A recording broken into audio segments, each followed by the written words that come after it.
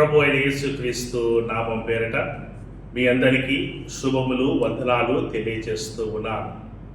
Church of South India Rayalaseema diocese youth department వారు నిర్వహించు Lent ధ్యాన స్రవంతి ద్వారా దేవుని వాక్యమును ధ్యానించుకోవడానికి దేవుడు అనుగ్రహించినటువంటి ఈ సమయమును బట్టి దేవాది దేవునికి స్తోత్రములు తెలియచేయవలసిన వారముగా ఉంటూ ఉన్నాం.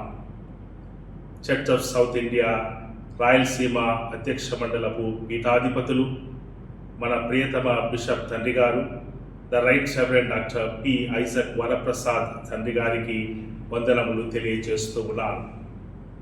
Church of South India Rayalaseema diocese youth department chairperson reverend PDSJ Benhur Babu గారికి, director mister Nashi Annie Moses గారికి, యూత్ బోర్డ్ సభ్యులందరికీ, ఈ కార్యక్రమాన్ని వీక్షిస్తున్నటువంటి మీ అందరికీ ప్రభు అయిన యేసుక్రీస్తు పేరట వందనములు శుభములు తెలియచేస్తూ ఉన్నాను.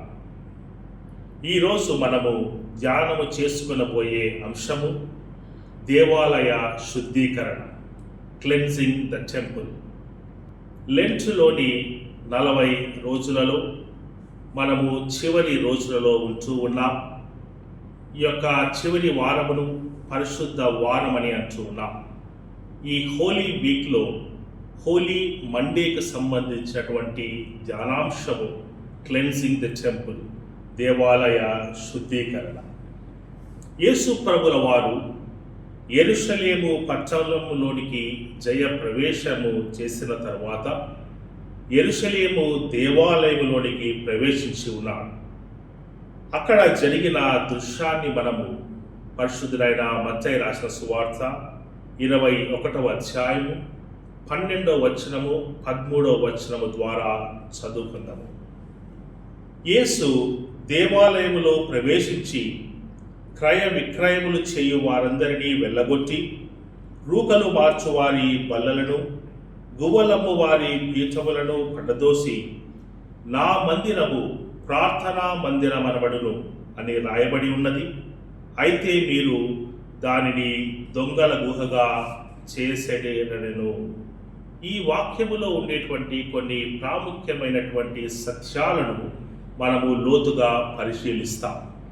మొట్టమొదటి అంశం ఏమిటంటే టెంపుల్ ఆఫ్ గాడ్, దేవుని మందిరము అనగా ఏమి? హీబ్రూ భాషలో బెయిత్ హమిగ్దాష్ అనేటువంటి పదాన్ని ఈ టెంపుల్ ఆఫ్ గాడ్, దేవుని మందిరము అనేటువంటి దానికి ఉపయోగించి ఉంటున్నారు. దీని అర్థం ఏమిటనగా గాడ్స్ డ్వెల్లింగ్ ప్లేస్, దేవుడు నివసించు స్థలము. ఇది ఒక పరిశుద్ధమైనటువంటి స్థలము, ఒక జీవము కలిగినటువంటి స్థలము అని మనం జ్ఞాపకం చేసుకోవాలి. ఈ టెంపుల్ ఆఫ్ గాడ్, దేవుని మందిరము దేనికి నిదర్శనము అని అంటే ఒక నైతికతకు నిదర్శనము, బాధ్యతకు నిదర్శనము, నీతికి, ప్రేమకు, శాంతికి, న్యాయమునకు, కరుణకు, క్షమాపణకు నిదర్శనముగా ఉంటుంది అని మనం జ్ఞాపకం చేసుకోవాలి. పాత నిబంధన గ్రంథములో ఎంతోమందికి దేవుని మందిరం అనేటువంటిది ఏమిటి అని ఈ సమయంలో మనము ధ్యానించుకుందాం. ఆది కాండము 6వ అధ్యాయం నుంచి 9వ అధ్యాయం వరకు మనం గమనిస్తే నోవహుకు ఓడ దేవుని మందిరముగా ఉంటూ ఉన్నది. అదేవిధముగా ఆది కాండము 22వ అధ్యాయము 2వ వచనంలో మనం గమనించినట్లయితే అబ్రహామునకు మోరియా పర్వతము దేవుని మందిరముగా ఉంటూ ఉన్నది. ఎందుకనగా ఇస్సాకును దహన బలి ఇవ్వడానికి ఆ పర్వతము పైనకి తీసుకొని వెళ్ళినప్పుడు దేవుడు ఆ యొక్క ప్రమాదం నుంచి తప్పించి వారికి కావలసినటువంటి ఒక రక్షణను దయచేసి ఉంటూ ఉన్నారు. అందుకనే అబ్రహాము ఆ పర్వతమునకు యెహోవా ఈరే, ఆది కాండము 22వ అధ్యాయము 14వ వచనములో ఉండడం చూస్తూ ఉంటున్నాం. అనగా యెహోవా పర్వతము మీద చూచుకొనును అనేటువంటి అర్థం వస్తూ ఉంటున్నది. అదేవిధంగా మోషేకు నిర్గమాకాండము 3వ అధ్యాయము 1-2 వచనాలు చూస్తే హోరేబు పర్వతములోని మండుచున్నటువంటి పొద దేవుని మందిరముగా ఉంటూ ఉన్నది.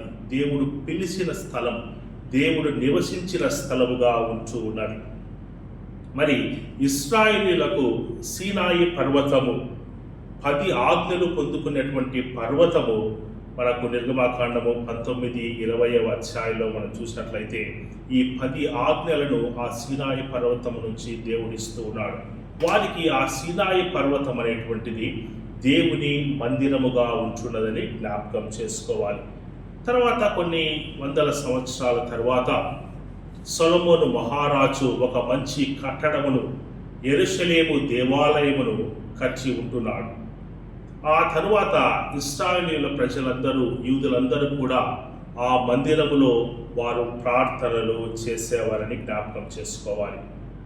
దేవుని మందిరములో ఉండవలసినటువంటి ప్రాముఖ్యమైన అంశాలు ఏమిటి అనంటే దేవుని స్తుతించడం, ప్రార్థనలు చేయడం, దేవుని వాక్యాన్ని ధ్యానించడం, పాపములను ఒప్పుకోవడం, అర్పణలను అర్పించడం, ఈ రకంగా ఎన్నో అంశాలు ఉండాలి. కానీ యేసు ప్రభువుల వారు ఎప్పుడైతే యెరూషలేము దేవాలయములోనికి ప్రవేశించి ఉన్నాడో అప్పుడు అక్కడ జరుగుతున్నటువంటి పరిస్థితులను, దృశ్యాలను మనం గమనించినట్లయితే క్రయ విక్రయాలు జరుగుతూ ఉంటున్నాయి, రూకలు మార్చబడుతూ ఉంటున్నాయి, గువ్వలు అమ్ముతూ ఉంటున్నారు, రకరకాలైనటువంటి బిజినెస్ యాక్టివిటీస్ అనేటువంటివి అక్కడ జరుగుతూ ఉంటున్నాయి. ఈ ప్రాఫిట్ యాక్టివిటీస్ అనేటువంటివి చూసినప్పుడు దేవుడు ఈ రకమైనటువంటి మాట్లాడడం మనం చూస్తూ ఉంటున్నాం.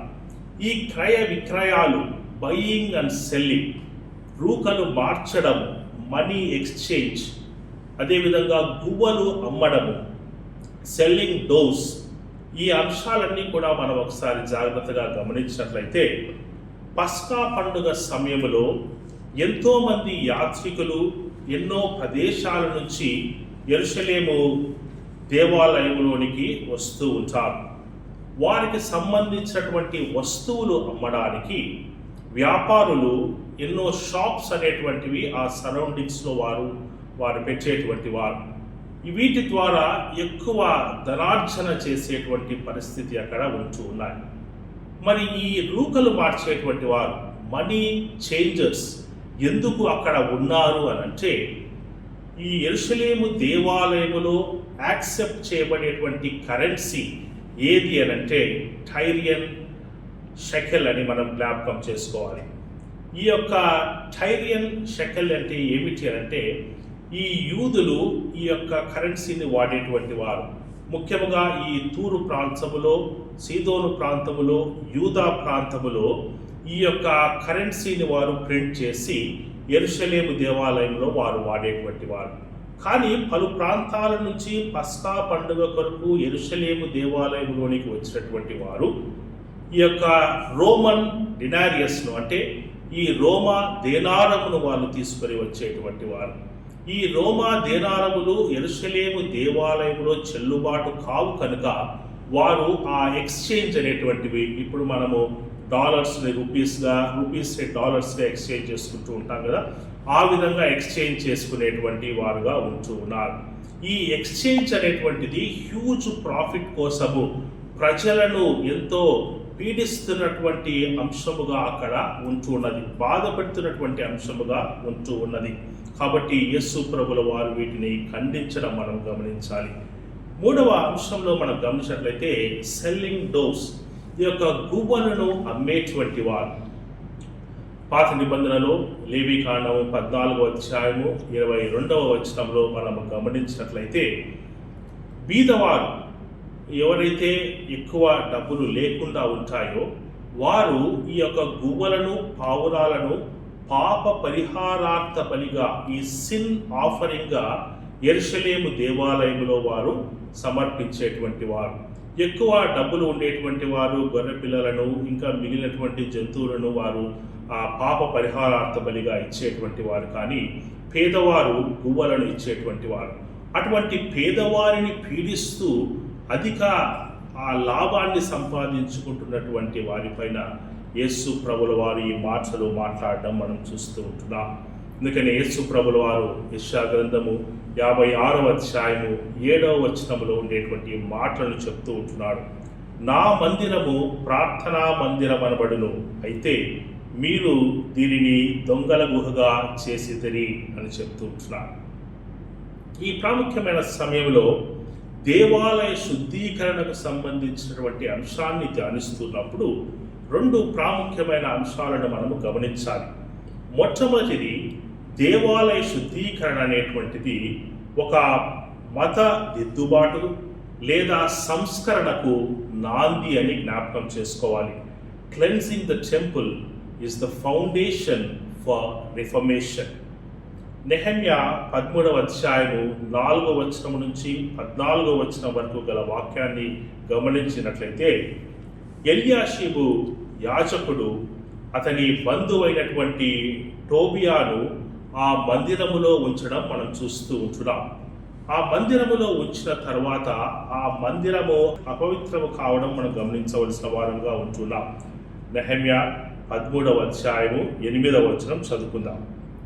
బహుగా దుఃఖపడి ఆ గదిలో నుండి టోబియా యొక్క సామాగ్రి అంతయు అవతల పారవేసి గదులన్నీ శుభ్రము చేయడని ఆజ్ఞాపింపగా వారాలాగు చేసిరి.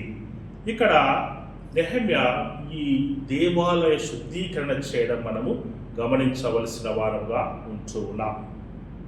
1517 ADలో జర్మనీ దేశంలో మార్టిన్ లూథర్ కూడా ఇటువంటి రిఫర్మేషన్ను తీసుకొని రావడం మనము గమనించాలి. ఎందుకు ఈ రిఫర్మేషన్ అప్పుడు కాలంలో వచ్చింది, ఈ మత దిద్దుబాటు సంస్కరణ ఎందుకు వచ్చింది అని మనం జ్ఞాపకం చేసుకుంటే, అప్పుడు కాలంలో ఈ సేల్ ఆఫ్ ఇంటెలిజెన్స్ అనేటువంటిది ఉండేది. ఈ ఇంటెలిజెన్స్ అనేటువంటిది ఒక పర్మిట్ సర్టిఫికేట్. ఎవరైనా దేవుని రాజ్యములోనికి ప్రవేశించాలి అని అంటే వారు డబ్బులు వెచ్చించి ఈ సర్టిఫికేట్ను కొనుక్కోవాలి. అప్పుడు కాలంలో పర్గేటరీ అనే ఒక టర్మ్ ఉండేటువంటిది. ఈ పర్గేటరీ అనేటువంటిది ఏమిటి అనంటే ప్రక్షాళన స్థలం. ఒక మనిషి మరణించిన తర్వాత పరలోకమునకు వెళ్ళక మునుపు మధ్యలో ఒక స్థలము ఉంటుంది, అదే ప్రక్షాళన స్థలము. ఆ ప్రక్షాళన స్థలములో ఆ మనిషి పాపములు కడగబడితేనే స్వర్గానికి వెళ్తారు, పరలోకానికి వెళ్తారు. ఆ ప్రక్షాళన స్థలములో, ఆ పర్గేటరీలో పాపములు కడగబడాలి అని అంటే ఈ ఇంటెలిజెన్స్ పత్రాన్ని వారు కొనుక్కోవాలి అనేటువంటి సిద్ధాంతాన్ని ఉండేది. ఇదంతా కూడా ఒక లాభము కోసము, ధనాన్ని అర్జించడం కోసము ఉండేటువంటిది. దానికి వ్యతిరేకంగా మార్టిన్ లూథర్ ఈ యొక్క రిఫర్మేషన్ మూమెంట్ని స్టార్ట్ చేసి ఆయన 3 అంశాలను తీసుకొని వచ్చి ఉంటున్నాడు. మొట్టమొదటిది సోలా స్క్రిప్చురా, రెండవది సోలా ఫిడే, మూడవది సోలా గ్రేషియా. అంటే scripture alone, faith alone, grace alone.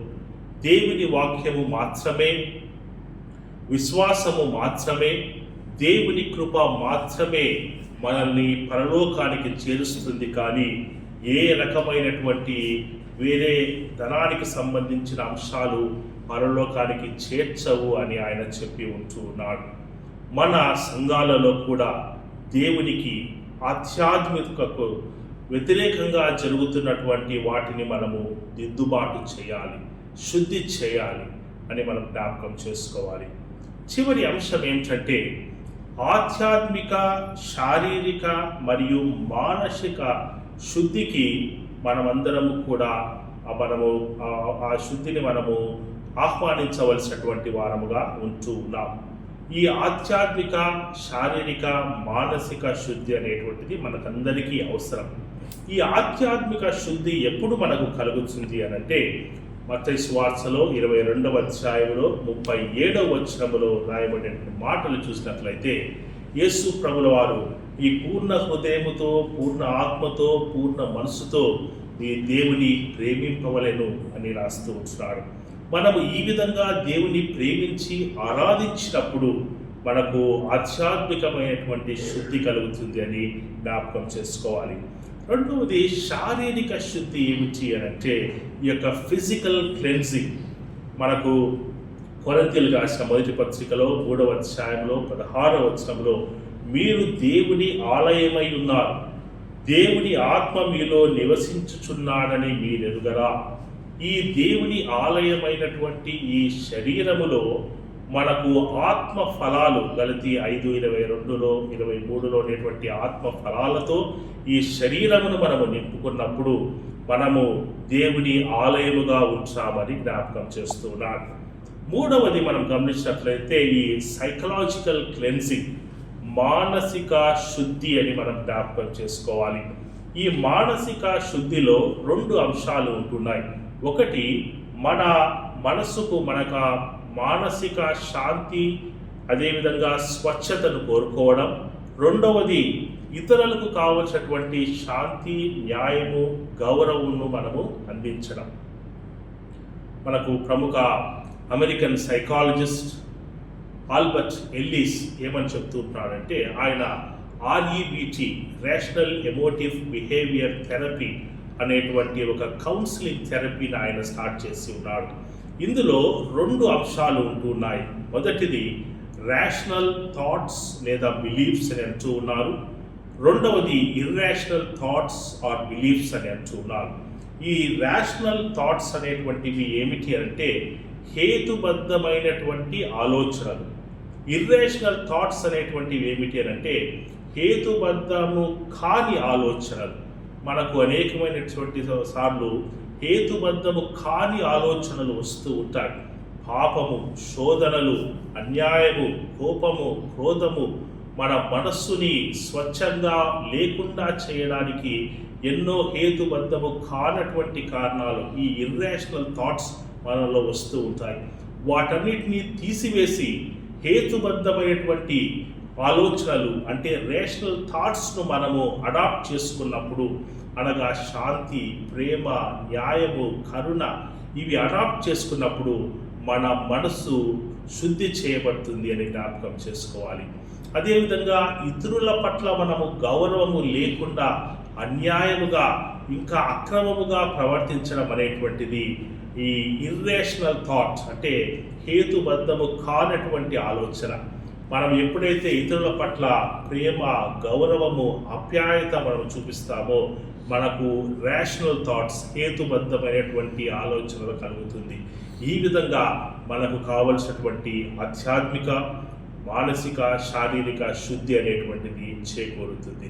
కాబట్టి దేవాలయ శుద్ధీకరణ అనేటువంటిది చాలా ప్రాముఖ్యమైన అంశము. మనము దేవుని దగ్గరికి వెళ్ళి మన యొక్క దేహమును, ఆలోచనను శుద్ధి చేయమని దేవుని దగ్గర మనము మొరపెట్టుకోవలసిన వారముగా ఉంచున్నాం. ప్రార్థించుకుందాము. పరిశుద్ధమైన మా ప్రియ పరలోకపు తండ్రి, ఆశ్చర్యకరమైన దేవ, మీకు వందనాలు, స్తోత్రములు, స్తుతులు చెల్లిస్తూ ఉంటున్నా. ఈ ప్రాముఖ్యమైన సమయంలో దేవాలయ శుద్ధీకరణ అనేటువంటి అంశాన్ని ధ్యానించుకోవడానికి మీరు మాకు అనుగ్రహించినటువంటి మహాకృపను బట్టి మీకు వందనాలు చెల్లిస్తున్నాం. మరి ముఖ్యంగా ప్రభువా, మేము తండ్రి మా యొక్క ఆలోచనలను, శరీరములను, ఆధ్యాత్మిక జీవితాలను శుద్ధి చేసుకొని మీ చెంతకు మేము నడిచే కృపను దయచేయమని వేడుకుంటున్నాం. మరి ముఖ్యంగా ఈ యొక్క అవకాశాన్ని మాకందరికీ అనుగ్రహించినందుకు మీకు వందనాలు చెల్లిస్తూ ఈ ప్రార్థన యేసు ప్రభువు వారి పేట అడిగి వేడుకుంటున్నాం తండ్రి. ఆమేన్.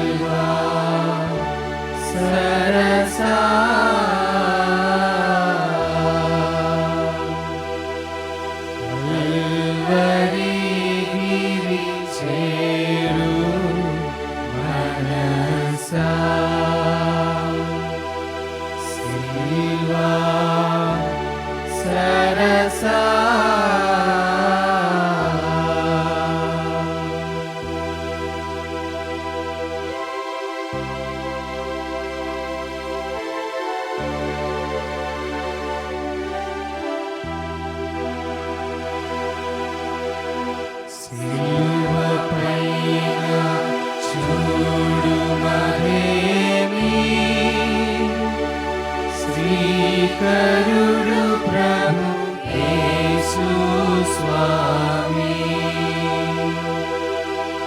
అలను ముళ్ళ కిరీటం మరేమి మరచి చూడుమి.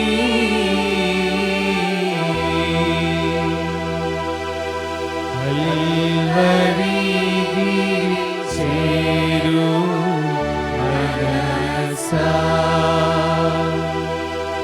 సిల్వా సరసా.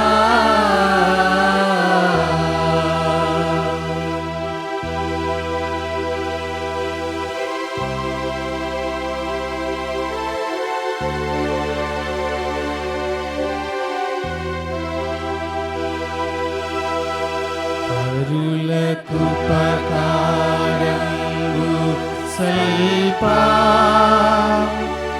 ధరను వెలసిన పరపాదములా. హరకు మేకులు గొట్టె ధరేలా కరుణాల వాలా.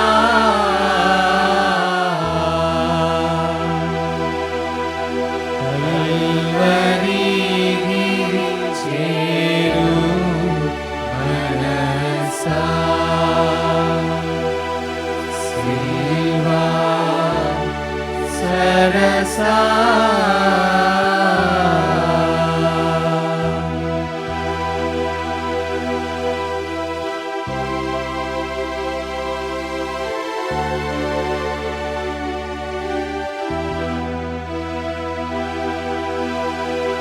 పదము పట్టి ధరిని జేచి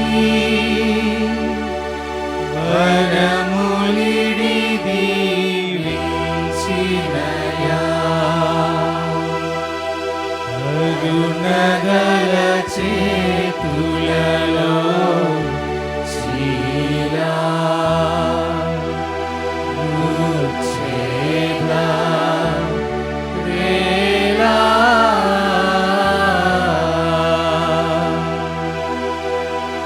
కల్వరి గిరి చేరు మనసా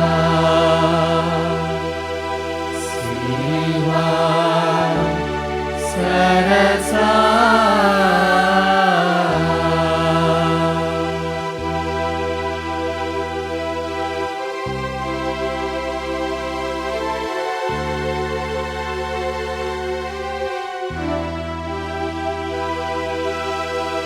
ప్రేమ కృపని మలత్వములు నియమములు గల మోముపైన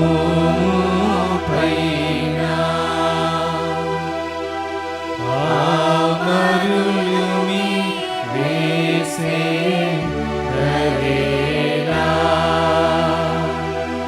పాటించా రేలా.